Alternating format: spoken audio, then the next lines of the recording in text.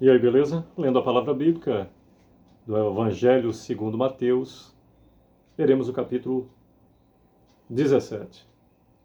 Agora o principal, Senhor, aqui está a boa ventura da Tua palavra, o Teu Evangelho, por meio do registro de Mateus.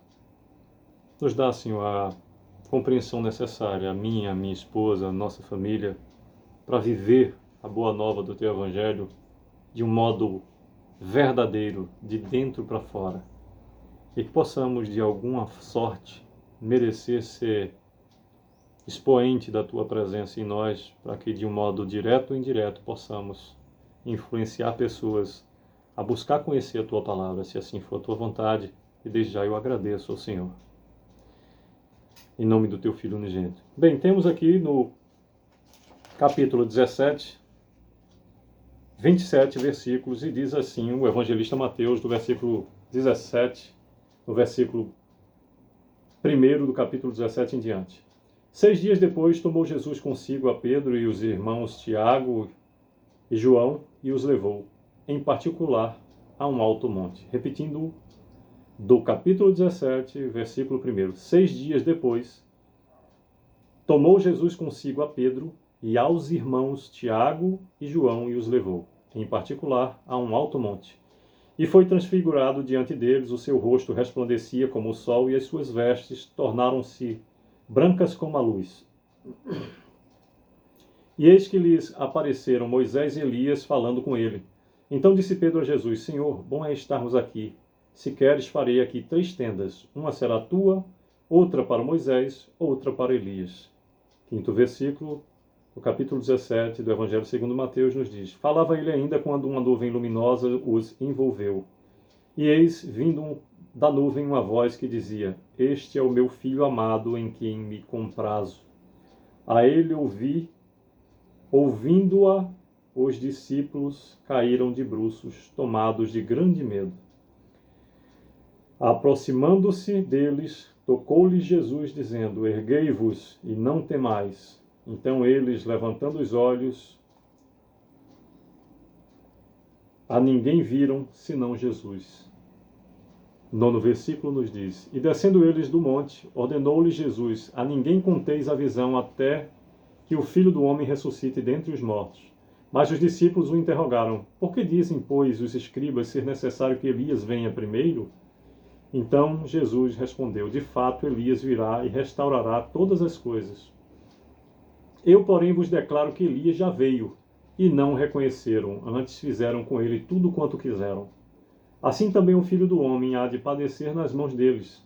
Então os discípulos entenderam que lhes falava a respeito de João Batista. 14º versículo. E quando chegaram para junto da multidão, aproximou-se dele um homem que se ajoelhou e disse: Senhor, compadece-me de meu filho, porque é lunático e sofre muito, pois muitas vezes cai no fogo e outras muitas na água. Apresentei-o a teus discípulos, mas eles não puderam curá-lo. Jesus exclamou: Ó geração incrédula e perversa, até quando estarei convosco? Até quando vos sofrerei? Trazei-me aqui o menino. E Jesus repreendeu o demônio, e este saiu do menino, e desde aquela hora ficou o menino curado.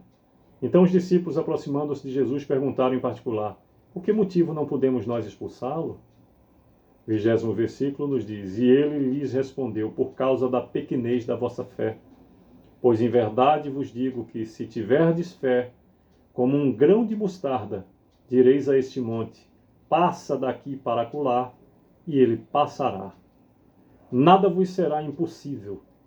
21º. Mas essa casta não se expele, senão por meio de oração e jejum. 22º versículo nos diz: Reunidos eles na Galileia, disse-lhe Jesus: O Filho do Homem está para ser entregue nas mãos dos homens. Repetindo o versículo 22º que diz: Reunidos eles na Galileia, disse-lhe Jesus: O Filho do Homem está para ser entregue nas mãos dos homens. E estes o matarão, mas ao 3º dia ressuscitará. Então os discípulos se entristeceram grandemente. 24º versículo diz: Tendo eles chegado a Cafarnaum, dirigiram-se a Pedro os que cobravam o imposto das 2 dracmas e perguntaram: Não paga o vosso mestre as 2 dracmas? Sim, respondeu ele. Ao entrar Pedro em casa, Jesus se lhe antecipou, dizendo: Simão, que te parece? De quem cobram os reis da terra impostos ou tributo? Dos seus filhos ou dos estranhos? Respondendo Pedro: Dos estranhos, Jesus lhes disse. Logo estão isentos os filhos. 27º e último versículo do capítulo 17 do Evangelho segundo Mateus finaliza, onde Jesus nos diz: Mas para que não os escandalizemos, vai ao mar, lança o anzol, e o primeiro peixe que fisgar, tira-o, e abrindo-lhe a boca, acharás um estáter. Toma-o e entrega-lhes por mim e por ti. Bem, por meio dos 27 versículos do capítulo 17, narra o evangelista Mateus acerca da transfiguração de Cristo, da vinda de Elias, nos fala sobre a cura de um jovem possesso, nos fala que de novo Jesus prediz a sua morte e ressurreição, e narra do 24 ao 27 que Jesus paga o imposto. Interessante é, e chama-nos a atenção, que o Filho unigênito de Deus Pai Todo-Poderoso, que também é Deus, fez questão de enquanto aqui estava, cumprir toda a lei, prestar-se por uma livre escolha, humildemente, a submissão às autoridades, como também na palavra do Senhor nos é recomendado. Observar que toda autoridade constituída é permitida pelo Senhor nosso Deus. E o interessante para aqueles que queiram se aprofundar mais é que no 27º e último versículo do capítulo 17 do Evangelho segundo Mateus, na parte em que Jesus paga o imposto, interessante é observar: mas para que não os escandalizemos, vai ao mar, lança o anzol, e o primeiro peixe que fisgar, tira-o, e abrindo-lhe a boca, acharás um estáter. Toma-o e entrega-lhes por mim e por ti. Interessante que o imposto cobrado seriam 2 dracmas. Procurem ver a diferença de dracmas para estáter, e você verá quantas vezes mais determinou o Senhor que fosse pago acima do que lhe era cobrado. Assim é o Deus que nós temos.